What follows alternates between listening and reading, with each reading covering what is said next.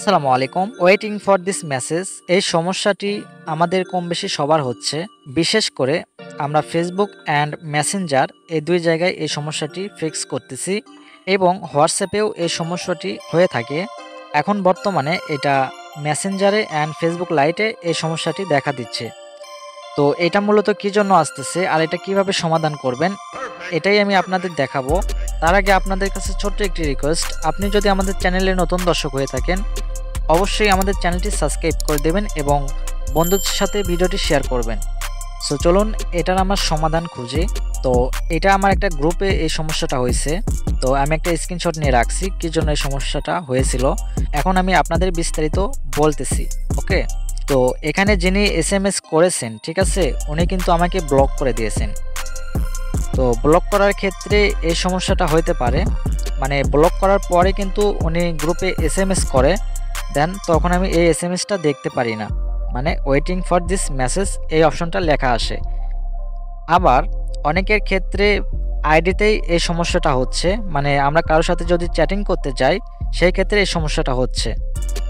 বলতে পারেন আপনার ফ্রেন্ড আপনাকে SMS করছে কিন্তু আপনি দেখতে পাচ্ছেন না, এরকম ওয়েটিং ফর দিস মেসেজ এই অপশনটি লেখা আসতেছে। এই সমস্যাটি ইন্টারনেটের ওপরও হয়ে থাকে। আপনার ইন্টারনেট যদি একটু স্লো কাজ করে বা নেট খারাপ যদি থাকে তাহলে এই সমস্যাটি হইতে পারে। আরও একটি সমস্যা রয়েছে, এটা যদি আপনাদের end to end encrypted chat, যেমনটা আমি আপনাদের দেখিয়ে দিচ্ছি। সো আমি মেসেঞ্জার ওপেন করে নিচ্ছি। মেসেঞ্জার ওপেন করার পরে আমি থ্রি ডটে ক্লিক করে দেন সেটিংসে চলে যাব অ্যান্ড এখান থেকে প্রাইভেসি অ্যান্ড সেফটিতে চলে যাব। ওকে, এখান থেকে আপনারা দেখুন end to end encrypted chat এই অপশনটাতে চলে যাবেন। দেন এখানে আপনারা মেসেজ স্টোরেজ এই অপশনটাতে চলে যাবেন। তো এখানে এসে দেখবেন আপনাদের এই পিন সেটআপ এটা কি চালু আছে নাকি অফ আছে। ঠিক আছে, অবশ্যই যদি অফ থাকে এখান থেকে আপনারা turn on secure storage click করে এটা অন করে নেবেন। আমার ক্ষেত্রে এটা অন আছে, ঠিক আছে, তারপরেও কিন্তু আমি ওই সমস্যাটাই পড়েছিলাম।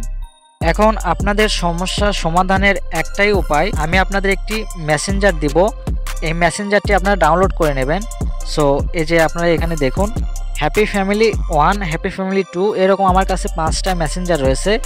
এর মধ্যে একটা মেসেঞ্জার আমি আপনাদের দিয়ে দিব, আপনারা ওই মেসেঞ্জারটি ডাউনলোড করে আপনাদের মেসেঞ্জার অ্যাকাউন্টটি লগ ইন করে নেবেন। আমি মনে করি আপনি যদি এই মেসেঞ্জারটি ইউজ করেন তাহলে আপনাদের আর কোনো রকম সমস্যা হবে না। তারপরেও সমস্যা হলে অবশ্যই আমাকে হোয়াটসঅ্যাপ নাম্বারে জানাবেন, ঠিক আছে।